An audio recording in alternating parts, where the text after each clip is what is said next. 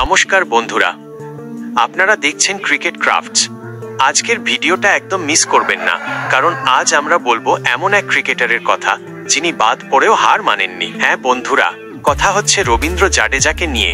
Australia সফরের জন্য যখন টিম ইন্ডিয়ার ওয়ানডে দল ঘোষণা হলো, তখন রোহিত শর্মা আর বিরাট কোহলি ফিরে এলেন, কিন্তু একটাই নাম দেখা গেল না, জাডেজা। নির্বাচকেরা বললেন আরও একজন বাঁহাতি স্পিনার নেওয়ার দরকার নেই, মানে অক্ষর পটেল আছেন বলেই জাডেজাকে বাদ দেওয়া হলো। ভাবুন তো, এত অভিজ্ঞ এক অলরাউন্ডার, যিনি দেশের হয়ে অগণিত ম্যাচে নিজের সর্বস্ব দিয়েছেন, সেই জাডেজা এবার দলে নেই। কিন্তু এখানেই জাডেজা দেখিয়ে দিলেন তার চরিত্রের আসল শক্তি।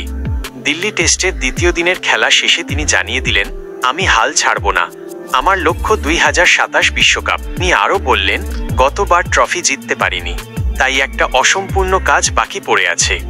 অসম্পূর্ণ কাজ শেষ করতেই মাঠে ফিরতে চান জাডেজা। তিনি জানিয়েছেন বাদ দেওয়ার কারণ তাকে পরিষ্কারভাবে বলা হয়েছিল, তবুও মন খারাপ করেননি। উল্টে বললেন, দল, অধিনায়ক, নির্বাচক সবাই আমার সঙ্গে কথা বলেছেন, সুযোগ পেলে আবারও সেরা পারফরম্যান্স দেব। এমন আত্মবিশ্বাসী তো একজন প্রকৃত যোদ্ধার পরিচয়, তাই না বন্ধুরা? আর জানেন কি বললেন শেষে? নেতৃত্ব নিয়ে ভাবি না, এখন তরুণদের পরামর্শ দিতেই ভালো লাগে। তরুণদের পাশে দাঁড়ানো, তাদের গাইড করা, এটাই আজকের জাডেজা। একটা যোদ্ধা যে হার মানে না, শুধু নিজের অসম্পূর্ণ কাজটা শেষ করতে চায়। তাহলে বন্ধুরা, আপনারা কি মনে করেন, জাডেজা কি সত্যি 2027 বিশ্বকাপে ফিরতে পারবেন? নিচে কমেন্টে জানিয়ে দিন আপনার মতামত। আর যদি ভিডিওটা ভালো লেগে থাকে, তাহলে লাইক, শেয়ার আর ক্রিকেট ক্রাফটস চ্যানেলটা সাবস্ক্রাইব করতে ভুলবেন না। আবার দেখা হবে পরের ভিডিওতে।